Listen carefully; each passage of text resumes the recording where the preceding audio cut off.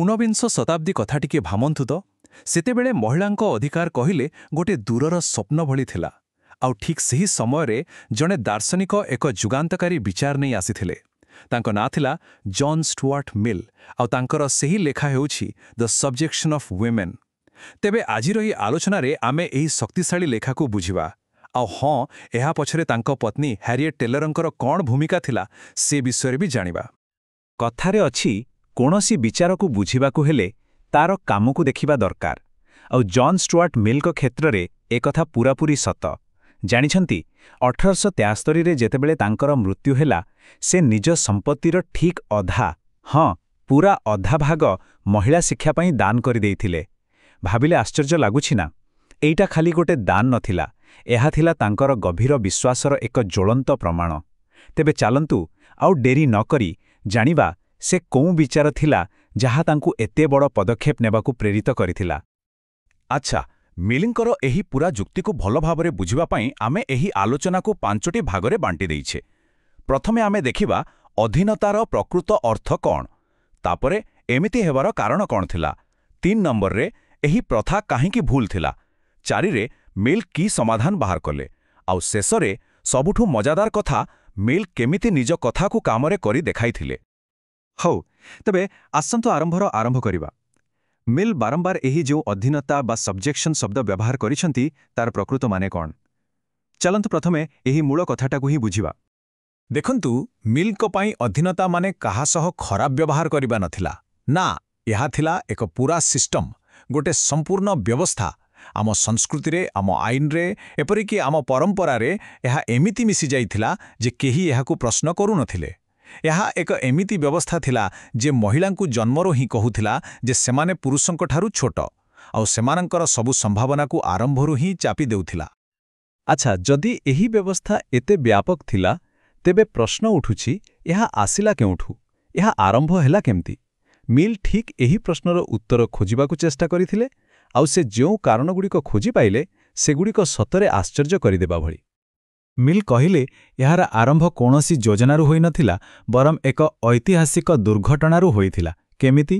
ନା, ଆଦିମ ସମାଜରେ ଶାରୀରିକ ଶକ୍ତି ହିଁ ସବୁକିଛି ଥିଲା। ଏହିଠୁ ପୁରୁଷମାନଙ୍କୁ ଗୋଟେ ଆରମ୍ଭରୁ ସୁବିଧା ମିଳିଗଲା, କିନ୍ତୁ କଥା ସେତିକିରେ ଅଟକିଲାନି। ଏହି ସୁବିଧାକୁ ପରେ ଆଇନ, ରାଜନୀତି ଆଉ ଶିକ୍ଷା ଜରିଆରେ ଏକ ସ୍ଥାୟୀ ବ୍ୟବସ୍ଥାରେ ବଦଳାଇ ଦିଆଗଲା। ମହିଳାଙ୍କୁ ଆର୍ଥିକ ଭାବେ ପୁରୁଷଙ୍କ ଉପରେ ନିର୍ଭରଶୀଳ କରିଦିଆଗଲା, ଆଉ ଏହି ପୂରା ଜାଲକୁ, ଏହି ପୂରା ସିଷ୍ଟମକୁ ଗୋଟିଏ ଜିନିଷ ମଜବୁତ ଭାବେ ବାନ୍ଧି ରଖିଥିଲା, ଆଉ ସେଇଟା ହେଉଛି ବିବାହ।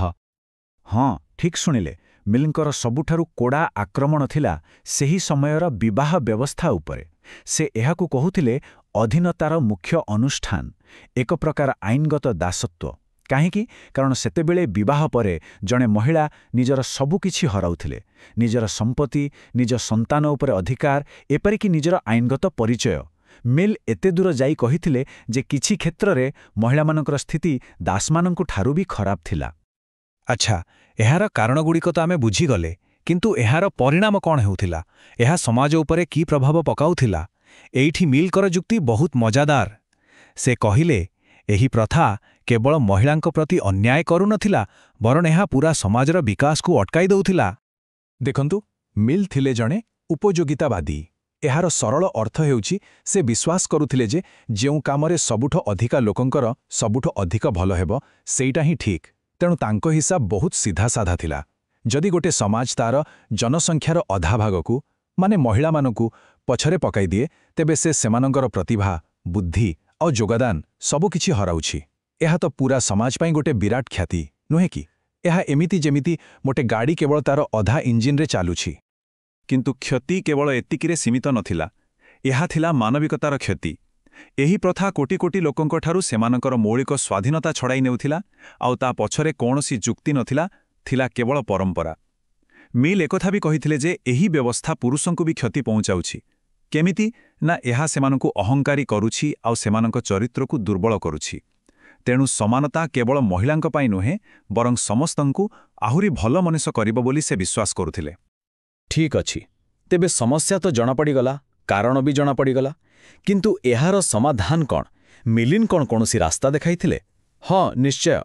ସେ କେବଳ ସମସ୍ୟା ଦେଖାଇ ଚୁପ୍ ବସିଯାଇ ନଥିଲେ, ବରଂ ଏକ ପୁରା ସ୍ପଷ୍ଟ ଓ କାର୍ଯ୍ୟକାରୀ ଯୋଜନା ମଧ୍ୟ ଦେଇଥିଲେ।